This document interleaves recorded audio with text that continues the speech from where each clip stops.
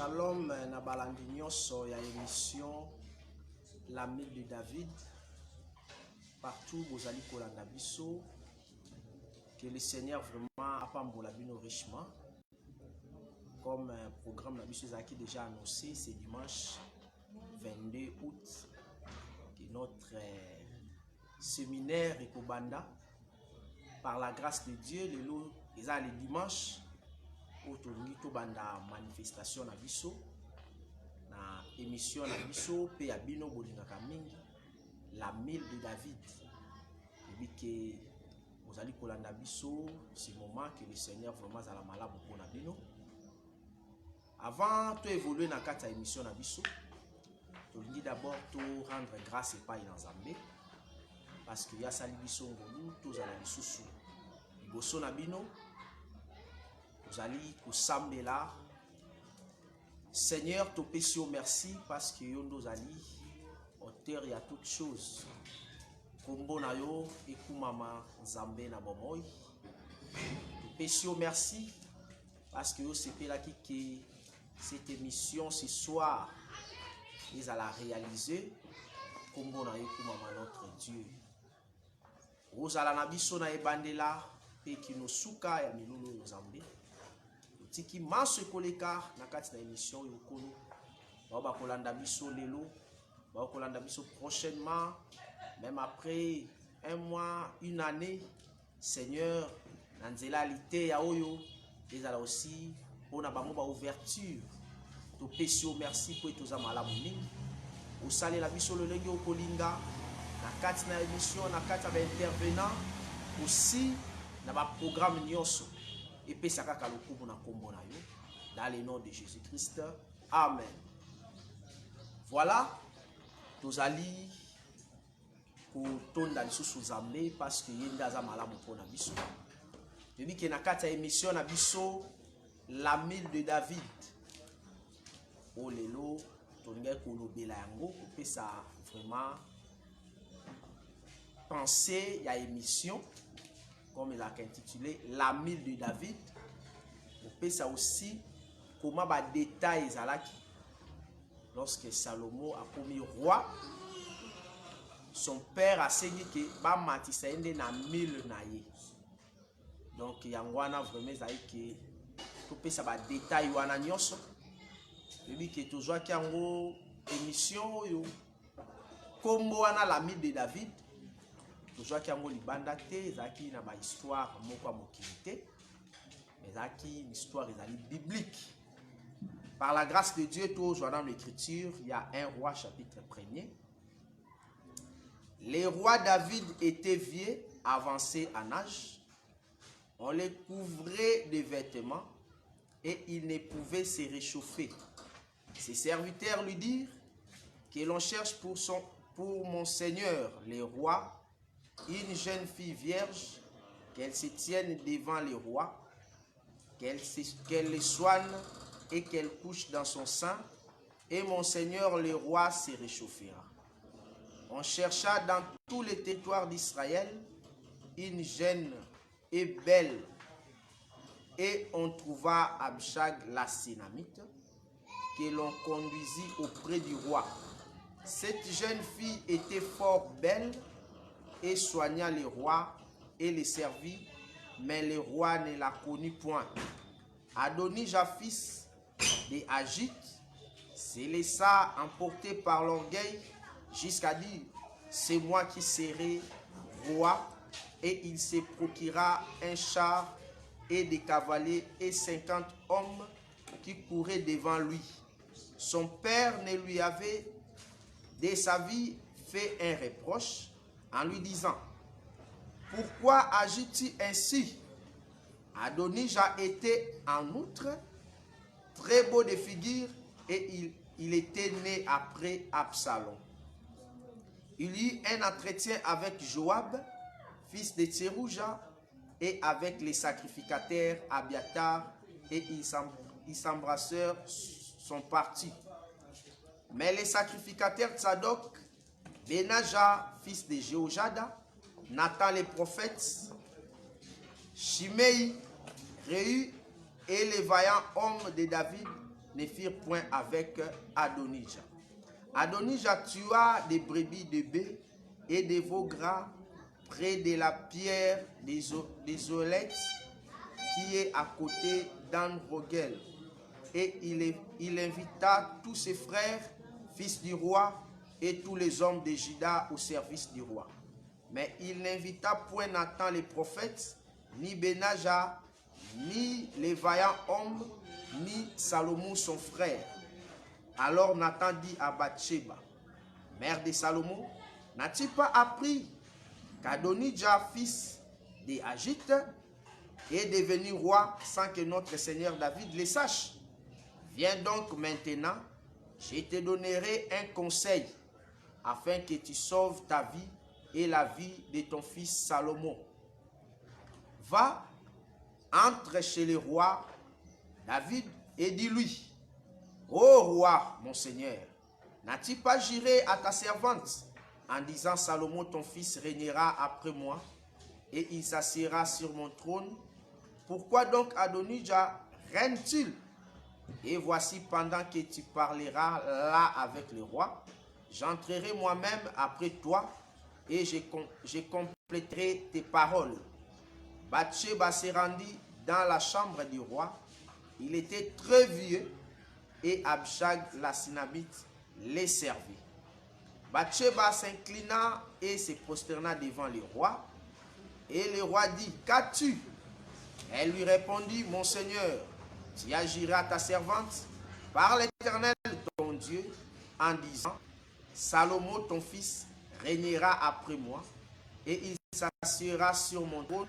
Et maintenant, voici Adonijah règne et tu ne le sais pas, ô roi mon Seigneur. Il a tué des bœufs, des veaux gras et des brebis acantiquées. Et il a invité tous les fils du roi, les sacrificateurs Abiatar et Joab, chef de l'armée, mais il n'a point invité Salomon ton serviteur. Ô roi, mon Seigneur, tout Israël a les yeux sur toi, pour que tu lui fasses connaître qui s'assiera sur le trône du roi, mon Seigneur, après lui. Et lorsque le roi, mon Seigneur, sera couché avec ses pères, il arrivera, et moi et mon fils Salomon, nous serons traités comme des coupables. Tandis qu'elle parlait encore avec les rois, voici Nathan le prophète arriva. On l'annonça au roi en disant, voici Nathan le prophète. Il entra en présence du roi et se prosterna devant le roi, les visages contriteurs. Et Nathan dit, ô roi mon Seigneur, c'est donc toi qui as dit, Adonijah régnera après moi et il s'assiera sur mon trône, car il est descendu aujourd'hui, il a tué des bœufs, des veaux gras et des brebis en quantité. Voilà, pensez vraiment, nos intervenants par la grâce de Dieu. C'était prévu aujourd'hui sur les festins d'Adonijah. Par la grâce de Dieu, tout ça qui notre invité, les frères Chito Maena, il est qui orateur, qui a Katariban. Mais par la grâce de Dieu, comme notre temps vraiment toujours courir derrière le temps, depuis que Bolanda émission chaque fois, vous avez mal à monter que tout petit heure est allé à 15h30, vous comme 15h30 mon monsieur bandité, vous comme 16h mon monsieur bandité, et vous savez que neti tout jubino vraiment na valeur té, tandis que biso tout pesa rabino valeur mingi, au dispose à rabata na bino pour na Bolanda biso, et que musala est allé en Zambie, musala en Zambie kufa kate, motoki ko za l'empêcher. Mais tu as vu que comme les alliés Moussala et Zambé, l'intervenant Moussou Soupé Bazali. Ayango na marche na biso. Tout kozala lelo na poko avec notre bien-aimé le frère Cédric Chama. Akotali sa biso d'abord que na oyo tali les séminaires. Aussi comment tu peux évoluer na kati ya marche na biso.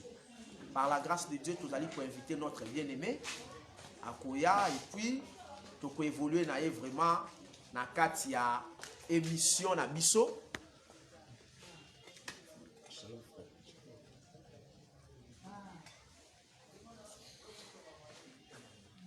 Donc vraiment que le Seigneur vraiment à la louer. Et dit que tu as na notre bien-aimé le frère Cédric Chama. Pour que vous ayez bien l'union soit peu biso peut bien vraiment elongo. C'est un bien-aimé que tu travailles ensemble. Na émission la Mille de David. Il dit que ndenge toti koloba précédemment que le frère Chito Maena azali empêché, mais rien n'empêche que bah orateur mosusu va couvrir. Donc yango to yambi aussi notre bien-aimé le frère Cédric yende ako lobela biso na oyo le Seigneur peut atie na kati na ye. Bien que frère ba intervenant na biso bazali na ba intervention mi balé et que comme le frère Chito azali empêché lelo et que le dimanche prochain to kozala na ye aussi to kopesa programme comment to kotambola na kati ya séminaire na biso. Shalom frère Shalom. Shalom frère Elie. Nous avons tous nos séminaires, nous tous nos copains nous. Amen. Nous avons parlé comment que nous avons bonne santé. Vraiment. L'éternel fait grâce. Nous avons ma gloire en Zambé. Je dis que ceux qui osent na pourquoi les nous na kati ya sika. Je dis qu'ils allaient pour la gloire de Dieu. Je dis qu'ils a combattu le Seigneur a salé que eux ont empêché eux à couvrir. C'est tout le monde qui a azarté. Et qu'ils ont besoin à la carrière, la temps et la circonstance. Donc, sans plus tarder, tu as monopoliser la parole. Yangwana to tiki maloba et pas frère Cédric. Alors, le Seigneur Cédric, à vous la parole. Ok, merci beaucoup. Nazali vraiment honoré. Il y a se présenter à la place, il y a mon frère Chito Maena qui est notre bien-aimé. Il y a assemblée à Kikwiti. Kikwiti na Pascal, qui est conduit par le prophète Jean-William Banzasu, que je salue aussi en passant. Voilà, merci beaucoup na bandeko nyonso bazalaki patient, bandeko nyonso baza branché, bandeko nyonso bayebi ke lelo eza émission na bango balandaka na oyo la Mille de David. Et puis bandeko nyonso oyo bazozela po bazelaki pe séminaire. Merci beaucoup pour la bino. Nous aussi ici pour l'absence de notre bien-aimé, le frère Chito Maena.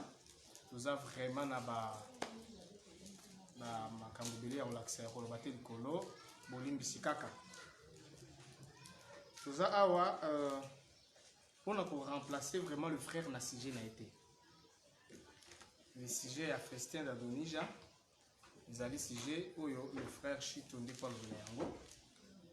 Ngai soko landi omona ke par na ngezala kina lobela faites monter mon fils Salomon sur ma mule. Ba orateur va se belé après le festin d'Adonija il y a aussi ninge mutu ko sa lecture ici cap d'Archeba zote walboso David azoloba tu avais promis à ta servante que Salomon ton fils régnera après moi donc ça sera sur mon trône. Wana zape mutu sunda zolobela ba nini ze belé mais toujours ça là une petite lecture seulement, donc c'est-à-dire qu'on relire au nyonso le bien-aimé à Uchiko Tanga. Ils allaient vraiment pour remplacer la CGT, mais total, ça quand même l'importance, il y a le pourquoi, plutôt il y a séminaire Oyo sur la Mille de David. Pour Tanga livre, il y a un roi Oyo, le frère Elie Uchiko Tanga. Le bandit dans verset 14. Je lis au nom de Jésus-Christ. Et voici, pendant que tu parleras là avec le roi, j'entrerai moi-même après toi et je compléterai tes paroles. Bathsheba s'est rendue dans la chambre du roi. Il était très vieux et Abishag, la Sunamite, le servait. Bathsheba s'inclina et se prosterna devant le roi. Et le roi dit, qu'as-tu? Elle lui répondit, mon Seigneur, tu as juré à ta servante par l'Éternel ton Dieu en disant, Salomon ton fils régnera après moi. Il s'assiera sur mon trône. Et maintenant voici, Adonija règne, et tu ne le sais pas. Ô roi mon Seigneur, il a tué de bœufs de veaux gras et des brebis en quantité. Et il a invité tous les fils du roi, le sacrificateur Abiatar et Joab, chef de l'armée, mais il n'a point invité Salomon, ton serviteur.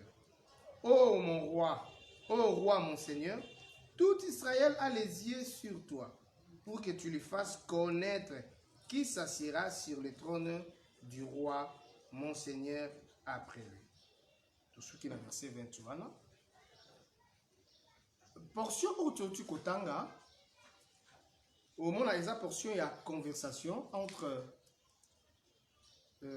Bathsheba et le roi David. La Bible est ainsi que le roi David était déjà avancé en âge. C'est pour dire que le roi David était déjà au crépuscule, il y a royaume, il y a royauté. Au crépuscule, il y a dignité royale. Il fallait maintenant qu'il y ait quelqu'un pour apporter la continuité du nom du roi. Ça peut un peu une petite réponse dans le sur Batuna Kabiso. Où avons-nous eu l'idée de nommer mission, que c'est mission comme la mue de David. Tant Salomon, plutôt le roi David, Azo Kende, na soirée à reine naïe, pour que son règne et qu'il n'a pas s'éteindre, il fallait maintenant que Moutou Moko aya pour remplacer le roi David pour la continuité de son règne. Parce que Zambala Kaka David, qui n'a quitté naïe, a un successeur.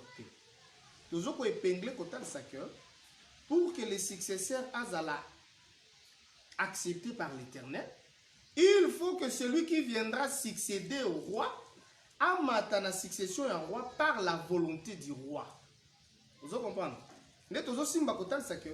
Frère, nabiso tanga koya kolobela likambo ya les festins d'Adonija, to koti vraiment la profondeur te. Tozo talisa, tozo laksaka comment et pourquoi nous avons choisi de tels thèmes. Tant que le roi azo kende na crépuscule, il y a règne na physique. Na benango règne physique. Parce que les règnes du roi David et Seigneur les a un règne éternel par rapport à la promesse. Maintenant, le roi David, comme étant un homme, il devrait prendre fin. Il s'engage qui a comme un soukaya vie na épée. Maintenant, lorsqu'il y a un s'éteindre, il faut qu'il y ait quelqu'un où il y a pour remplacer. Et là, on a peut-être un thème, frère Daniel. Et tindana kota na thème ya frère Chito, et tindana kota na thème ya frère Vicky, et tindana peut-être na kota na thème ya frère Kovic, na thème ya frère Grace, na thème ya frère Michel. Mais tozo pesa kaka le pourquoi tu choisi ba thème. David, il fallait montrer rien à Simané Zaliki Salomon. Selon la promesse que Dieu lui avait faite et selon aussi la promesse que David avait faite à Bathsheba, la mère de Salomon. Maintenant, tant que David a commis un crépuscule, Salomon a s'autoproclamé qui roi. Bible zotel ça dit que Adonija mwana ya Salomon ya David. Et puis faut autant là ka so que na ba chronique otali mbotama ya bana nyonso ya David na pe ça vraiment profondeur te. Otali ndenge batie bango liste ya batunde ba botami. Otali nombre la baronde babotami, otali place à Adonija botami. Pour comprendre qui est Adonija. Mais nous ne sommes pas là pour parler de lui. Otali la chronique, otali ndenge bate classement la bango, otali place Salomon azobotama. Nous allons directement comprendre pourquoi Adonija, pourquoi Salomon. Adonija nous parle de quoi? Salomon nous parle de quoi? Maintenant, le thème, ezali la mule de David. La mule de David, le rôle des athèmes, on va l'enlever. N'engé n'a d'accord survolé pour le vainqueur. La mule de David, la mule, c'est un animal. Nous sommes quand ça qu'un mille ou un ndité, les baya, peut-être. Nous avons pensé. Frère Eliu, à chaque fois que nous avons kakalikambo, sa pensée produit l'imagination. Vous comprenez? Tant balobaka. Dans le lobby par exemple, bon, tous on aurait la présence, il y a bien aimé Kovic, hein? Peut-être tant Baroyo comme tout autant à Kombo c'est parce qu'il est là présent avec nous, Ayaki honorer Moussala Nzambe pour encourager Moussala ndenge Moussala ma surtout que ça ouverture. Donc on robe comme tout solo na obi na kutana ki na frère Kovic.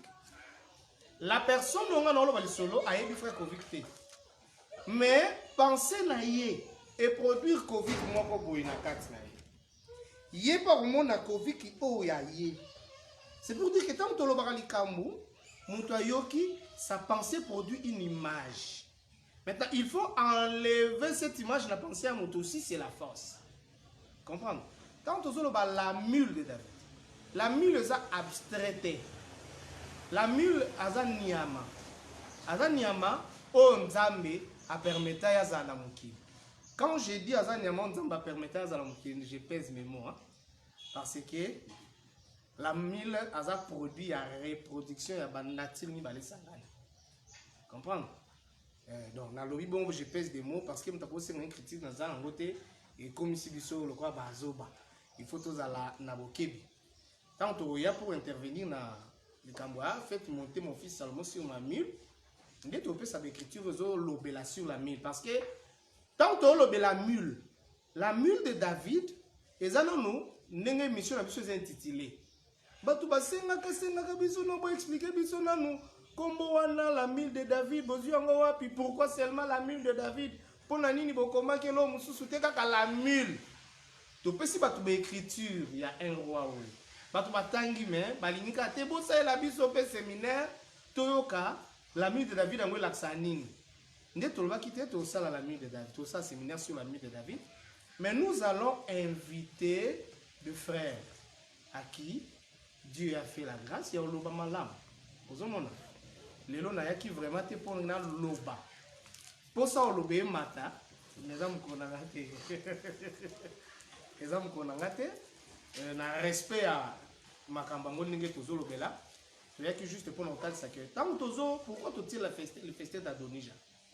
Parce que Salomon qui devait régner à la place de son père n'a pas régné. Adonija vraiment à Salaki festin pour dire à Israël que c'est lui le nouveau roi qui règne à la place du roi David. Vous comprenez? Le mouvement du festin d'Adonija n'est pas ça qui David likanisia koyebisa Nathan faites monter mon fils Salomon sur ma mule. Donc on ne peut jamais parler de la mule de David sans parler d'un événement où il précipitation et a monté. Il y a David, il y a Salomon sur la mule. Vous comprenez? Parce que David attendait le temps. Maintenant, et vous savez que l'événement et ça est précipité le roi. Événement le festin d'Adonija. Événement ça, oh là là oh là. Nous avons dans le coup.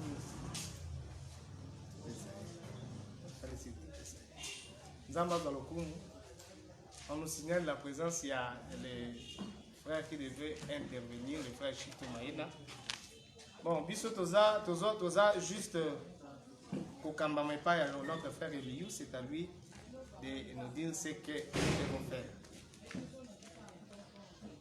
Et nous tozo ba ke tokoki jamais kokota na profondeur ya kolobela la mule sans parler du festin d'Adonija. Déjà raison pour etinda ki biso to sélectionner témoin les festins d'Adonija et puis les thèmes on so na sima où ils allaient se succéder. Ce sont des thèmes qui sont liés autour du même événement. Tel que, ici, quand notre frère Michel Azali, le fils de Barzilai. Tant que Salomon va matin mille, papa n'a pas de copier ses instructions. Pour que ça la boipo n'a pas de Barzilai. Toké na ici quand Oyo, le frère Kovi Kazan a sujet na et je crois le dépouillement d'Abiatar. Le dépouillement d'Abiatar. Nous sommes les événements liés autour et à monter à Salomon sur la mule. Quand Salomon est matin la mule, c'est pour exécuter toutes ces choses. Déjà, l'une des raisons où tu sélectionnes les témoins. Donc, c'est un peu ça. Voilà, gloire à Dieu. Comment vous avez qui témoin comment bénédiction ezalaki et que ndenge les frères Cédric atalisi biso que sur la mine eza thème moko te to eloko moko totiraki yango quelque part te eza biblique comme eza na bato ebele bazocroire te na baécriture biblique tolanda mpe un frère na kati ya groupe na biso ya l'ami de David na WhatsApp azali kondima baécriture biblique te azotalisaki alobi ke bahistoire ya Noé wana eza makambo ya lokuta alobaki les mensonges bibliques. Donc pour otalisa ke soki le frère vous a appris otalisa ke makambo wana eza mensonge te mais eza baparole eza écrite eza baparole eza éprouvée afin que le Seigneur a témoigné yango eza vrai biso tokwaka nde na baécriture biblique biso mona yango eza bamensonge te même tomonaka comment Job il a souffert eza bato babenga yango eza bamythe babi ke Job moto abongo api kovivre na mabele te vraiment biso tozondima makambo eza na bible parce que toyebi ke baprophète oyo balobaki eza vrai parce que bazalaki inspiré par le Seigneur. Donc yango wana tolandi comment synthèse esalami par notre bien-aimé le frère Cédric totikali vraiment na quelques minutes pour toujours courir derrière le temps comme invité na biso aye toki kokanga ye kaka bongo tazonga comme ye mpe azalaki à l'honneur na poko aleli topesa mpe quelques minutes comme ça à Fongola et puis le dimanche prochain akoya koachever aussi une pensée na ye par la grâce de Dieu. Donc yango wana frère Cédric toyebi toyambaki yo mpona osala mwa briefing moko soki nzambe asali ngolu tokoévolue na kati ya marche na biso question vraiment au revoir parce que le Seigneur vraiment asala biso ngolu tozali koévolue na kati ya émission na biso toza notre bien-aimé toyebi ke ata ye retard nzela ezalaka makambo ebele bambouteillage ezali toyebi ke toza na Kinshasa problème ezalaka ebele vraiment. Donc nous allons inviter notre bien-aimé, le frère Chito, à pour penser à aider ce jour. Notre bien-aimé.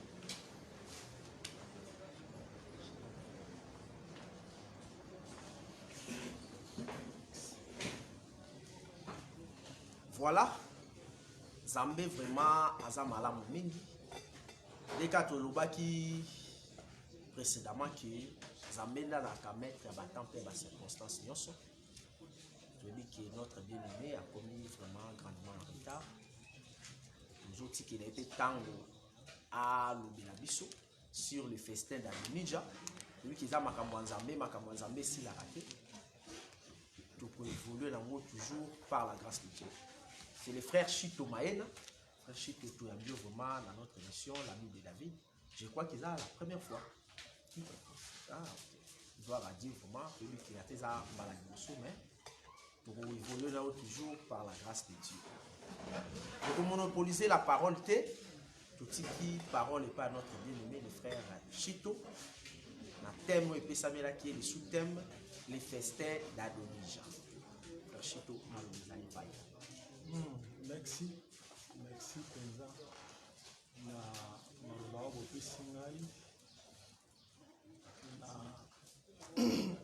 Confiance au bopesi ngai oyo kouta na administration poto le cas na l'ami de David parce que poto le belana o etali le festin d'Adonija par la grâce de Dieu na bandena koluka kosenga nanu ba excuse ebele parce que to komi na retard penza to sala ngo penza kouta na volonté na biso te mais sauf que bambouteillage ndemo de sali kitoko ma penza retard na kita na zoli susu moto pour que na eba na kokoma ta na moi erreur na komi na dit que quand même boyambi ba excuse na ngai vraiment.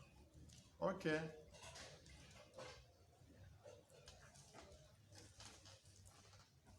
Sans plus tarder, nous allons kotanga mokanda ya 1 roi chapitre na ngwa liboso. Tokotanga partie avec ça liboso toketi na vexé na 5e vexé batangi liboso Je lis au nom du Seigneur Jésus-Christ. Le roi David était avancé en âge. On les couvrait des vêtements et il ne pouvait se réchauffer. Ses serviteurs lui dirent que l'on cherche pour mon Seigneur le roi une jeune fille vierge, qu'elle se tienne devant le roi, qu'elle les soigne et qu'elle couche dans son sein, et mon Seigneur le roi se réchauffera. On chercha dans tous les territoires d'Israël une fille jeune et belle, et on trouva Abishag la Sinamite, que l'on conduisit auprès du roi. Cette jeune fille était fort belle, elle soigna le roi et le servit, mais le roi ne la connut point. Adonijah, fils de Hagith, se laissa emporter par l'orgueil jusqu'à dire « C'est moi qui serai roi », et il se procura un char et des cavaliers et 50 hommes qui couraient devant lui. Parole du Seigneur. Amen. Ok, par la grâce de Dieu, et pesa melaki biso pour le bilan na sujet na biso na Italie na sous-point où Italie le festin d'Adonijah.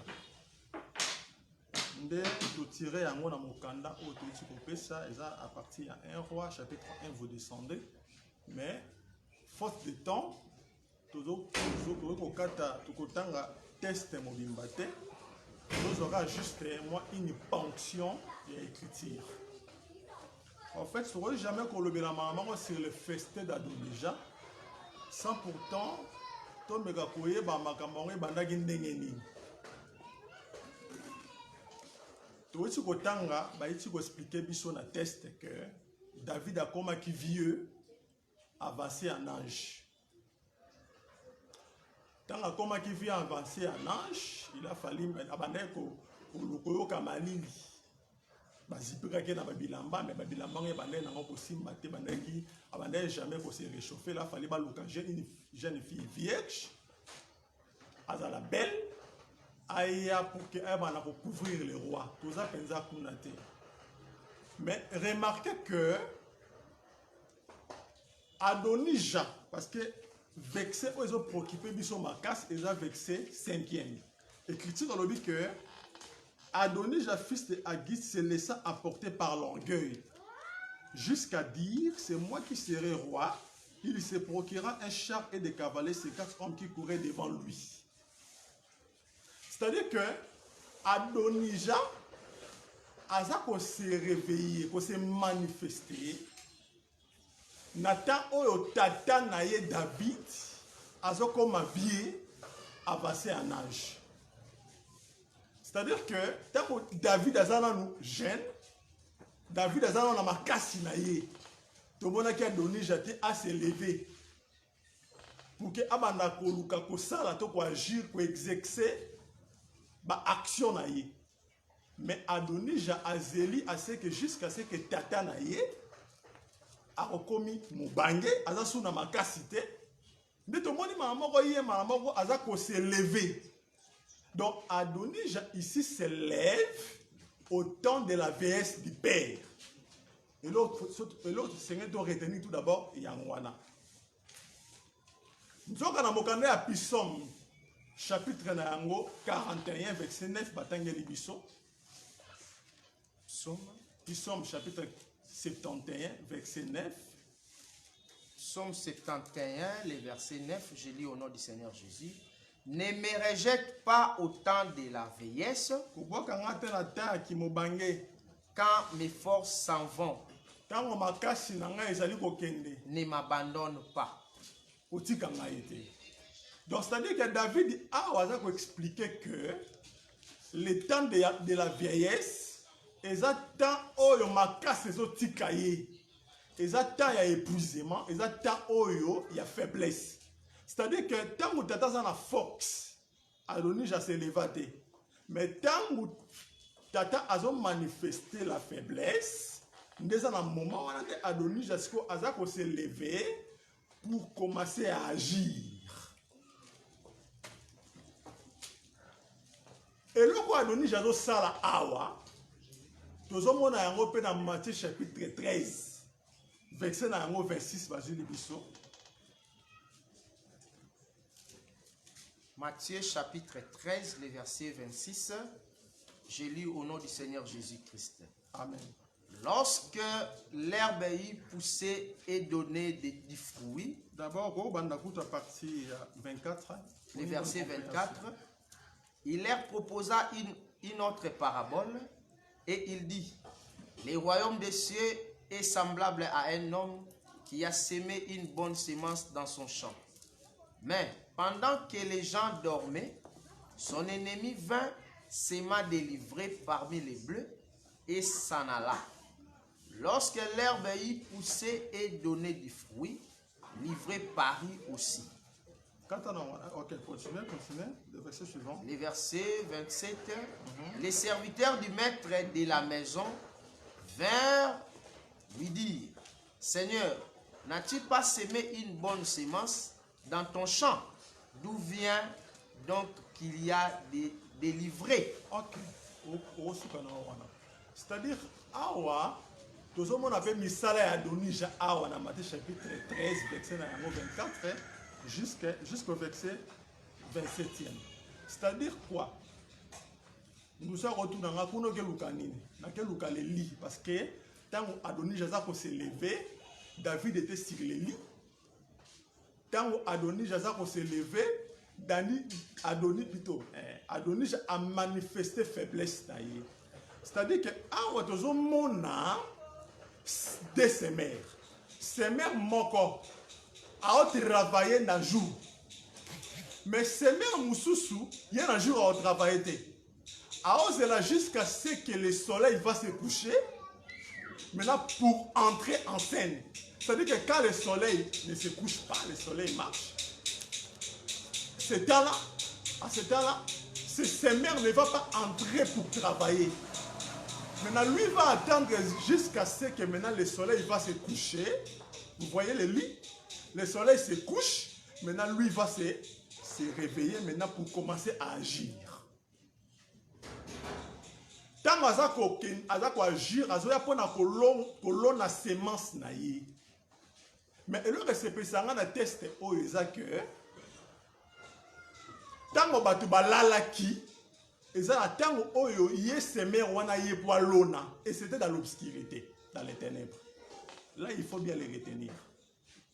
Mais, tant que moi etani, côté na ya moi inde, ils ont payé à la serviteur oyo misu, il y a comprendre que non, na champ, nous avons na semence yote. Mais d'où vient que moloni, betre alona ki semence ya malamu. Mais semence o mabe uti wapi. C'est-à-dire que Nambutu va comprendre en côté. Et d'ailleurs, bazaki na bango ya molala. Mais tant que moi il s'est réveillé, et pesi bango siko makoki, la lumière, et pesi bango makoki capacité, il y a comprendre le bien et le mal. Il y a comprendre comme ça la distinction entre la bonne semence et la mauvaise semence. C'est-à-dire que ces mères oyazolona pendant que bato balali, ces mères oyazoya kolona pendant que moi eza ko se coucher, eza ndenge moko na mosala o Adonija salaki. C'est-à-dire que Adonija a se lever te tango tataza makasi. Adonija a se lever te tango tataza tambola, mais Adonija a se lever tango tataza likolo ya metu pe tango tata makasi na yesili. Mais dans le moment où Adonija a se lever pour travailler. Par là, nous comprenons que Moussala Adonija et c'est l'homme et ça la makaka na butu. Nzokande tant on moni butu, to linto lo ba seulement l'ignorance. Parce que ce qu'on a mokana 1 Corinthiens chapitre 3, apôtre Paul azolo ba été le jour fera connaître. Parce que mutabata mara na mukolote mais mutabata mara na molini. Il y a un moment où Salomon l'Éternel veut habiter dans l'obscurité. Tu expliqueras que pendant tout le temps de l'ancienne alliance, les acquittés à Molili ou à Pibisika Oyo, lumière et bomba maki. Donc, il y a un peu de côté, il s'agit simplement que Babata Makato ba bomba maka, n'est na katia Molili, mais na mukolo ba bomba makate. C'est-à-dire que Adonis Chatan a travaillé pendant la nuit. Autobengi, il y a temps. Il y a faiblesse. Il y a temps. Il y a obscurité. Et ils allaient pas à se cacher pour que Batouba soit moyen de comprendre les misala na yété. Et ça, quand on a un hôtel, il s'agit sous que Molini oyo semer azoya po akende kolona. Et ça, quand on a le comme sous mais ça, on sire le mystère de l'iniquité. C'est-à-dire que, et là, on a un mystère. Et c'est là que oyo, et ça, on bombama. Et là, on va comprendre qu'on a mis sous boété. On va koyoka te, on est mati pe na moté, matin n'enga porte pour l'expliquer dans 1 Corinthiens chapitre 2. Parce que le diable, c'est que nous devons retenir dans ces passages. Et ça que le diable a profité de l'ignorance, il y a les ténèbres. Le diable a profité de la faiblesse, pour que aïe manakosala misala na yi. Et là, quand nous avons dans Matthieu chapitre 13, parce que tu vois, et ça peut sous kotalisama. Dans Matthieu chapitre 27, Matthieu chapitre 27, plutôt dans Genèse chapitre 27, tu as une histoire où on a malade. Genèse chapitre 27.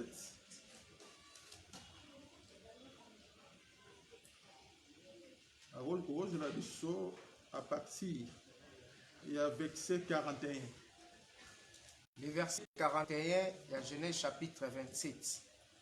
Ésaü conçut de la haine contre Jacob. Ésaü a joué contre frère naïe Jacob. À cause de la bénédiction dont son père l'avait béni. Et Ésaü disait en son cœur, les jours du deuil de mon père vont approcher. Et je tuerai Jacob mon frère.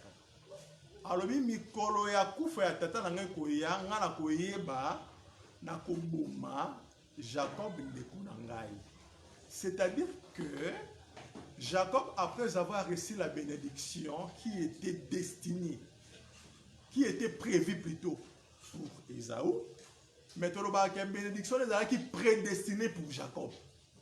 Donc la bénédiction était prévue pour Ésaü, mais elle était prédestinée pour Jacob. Nesikoyo, Nasima Rosali Pamboli, qui veut le but que Ésaü a concevoir la haine contre Jacob, son frère. Mais alors que c'est important dans ce cas, c'est que tant qu'il a concevoir la haine, Azolobani n'a dit que nakoboma Jacob na Nikolo ya kufa ya tata. C'est-à-dire que Jacob, comme étant le père, comme étant le soleil, tant qu'il a envie, tant qu'il a tamboula, Ésaü a revanché. Alors c'est l'autre. C'est-à-dire que l'homme a concevoir dans motema na ye pour manifester yango, il faut laisser que le soleil se couche. Alors que le soleil, autolobi que le soleil va se coucher, et ça et ça Jacob, parce que dans notre ya Joseph, Jacob a s'expliqué comme étant le soleil. C'est-à-dire que Koufa ya data, et ça la rendait le coucher du soleil. Tant que le soleil s'est couché, net au côté si qu'on attend maintenant il y a nuit.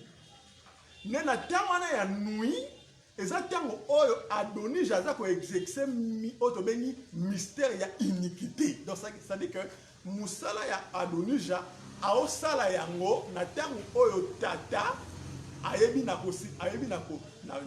kufa, ça dit que le soleil se couche. Mais na tango oyo Adonis ja to Ésaü azako se lever pour que ayeba na ko venger. Jacob, pourquoi? Parce qu'il avait reçu la bénédiction pour ne pas une tata. C'est-à-dire que, et là, oyo, tout le monde a rendu sous le canal à Genèse. On a erré comme si comme d'autres temps sur les alités. Et ça que, dans Genèse chapitre 3, on a que, nous avons dit que nous avons dit jamais au monde que serpent a se levé qui serpent se levé. Mais quand est-ce que serpent a se manifesté? Serpent a se manifesté tant la faiblesse qui était dans l'homme, parce que la femme c'est la faiblesse, qui était dans l'homme est sortie, la faiblesse est manifestée. Maintenant, le diable qui était esprit s'incarne dans les serpents. À s'incarner dans les serpents, pourquoi? À se manifester pour Nanini, à se manifester parce que la femme qui était cachée aussi s'est manifestée. C'est-à-dire que, tant que moi, ça dans la carte, il y a mon bal. Moi, si, à la sémence, la carte, il y a mon bal. Diable est pas un esprit. À s'incarner dans les serpents. Mais tant que Oyo, Adazolala, c'est ça le coucher du soleil, Kolala ya Adam et permettre que moi si abima, tant que moi ça s'est manifesté, le diable aïe. Diable est en azoya wana, azoya dans les serpents. Parce que tu as vu que serpent wana, qui pena serpent au nzamba salaki. Genèse chapitre 3, il dit que les serpents, alaki nyama au nzamba salaki na katikati ya champ. Mais diable est à s'incarner qui na kati na ye pour venir maintenant séduire la femme.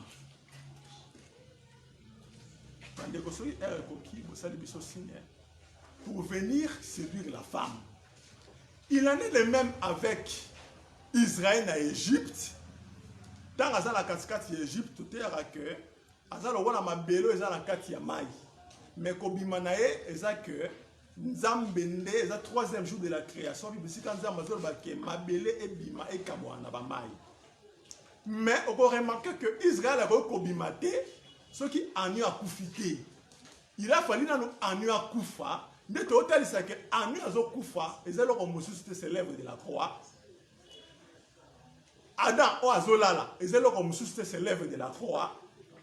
Molilo tozo mona kuna dans Matthieu chapitre 13, et ça c'est après l'œuvre de la croix, parce que Paul a été a subi dans Romains chapitre 12. Son abossan était entre 12 et 13, la nuit est avancée, le jour approche.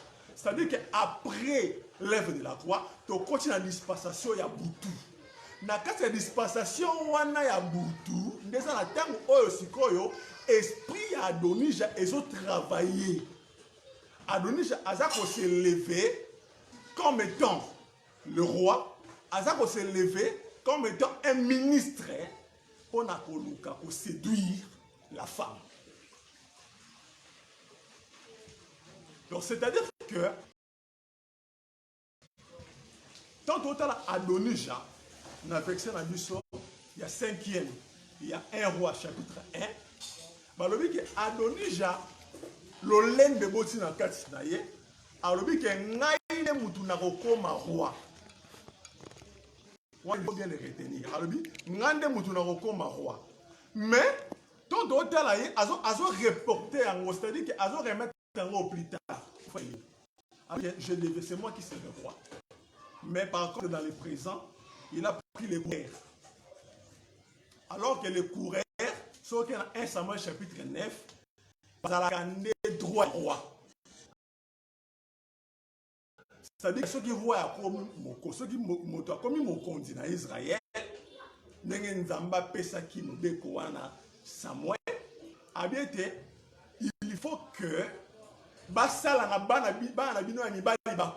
roi. Mais il a dans le futur, parce que on a fait retenir dans le futur, mais dans les prisons, il a déjà qui